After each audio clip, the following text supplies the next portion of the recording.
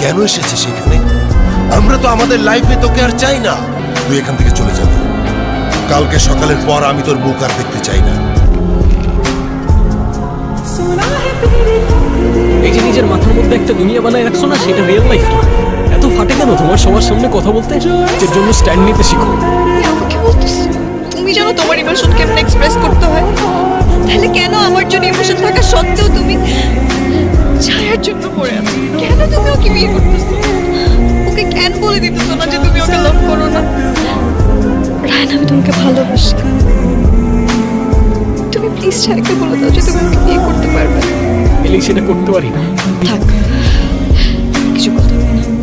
কালকে চলে যাচ্ছি, তারপর তোমাকে সবার প্রবলেম সলভ হয়ে যাবে।